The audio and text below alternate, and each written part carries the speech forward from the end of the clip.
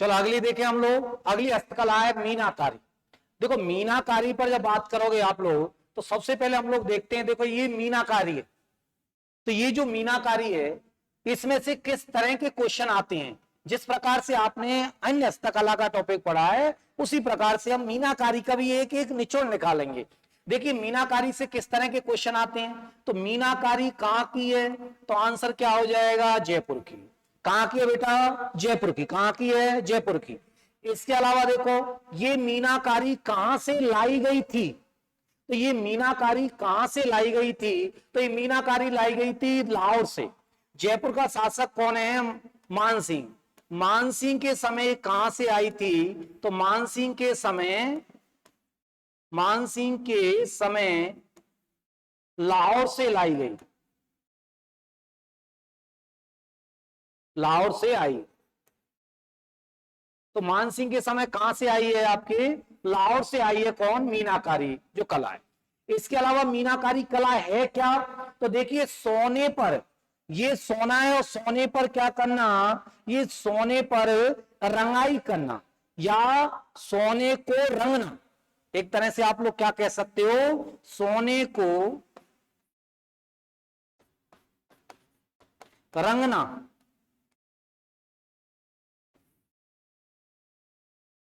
सोने को रंगना या सोने पर रंग चढ़ाना, एक तरह से आप लोग कह सकते हो। सोने को रंगना या सोने पर रंग चढ़ाना, सोने पर रंग चढ़ाना क्या कहलाता है, मीनाकारी कहलाता है। मीनाकारी कहां से आई है, लाहौर से। किस शासक के समय, मानसिंह के समय आई है। और मीनाकारी का प्रमुख कलाकार यदि आपसे पूछ लिया जाए, मुख्य कलाकार, मीनाकारी का मुख्य कलाकार कौन है, तो मीनाकारी का जो मुख्य कलाकार है वो कौन है साथियों, तो मीनाकारी का जो मुख्य कलाकार है वो कौन है, आपके सरदार कुदरत सिंह।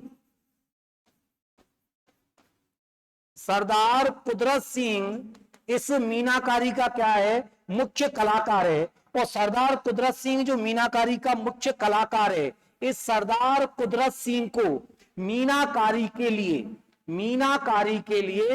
1988 में क्या मिल चुका है, पद्म श्री पुरस्कार मिल चुका है साथियों।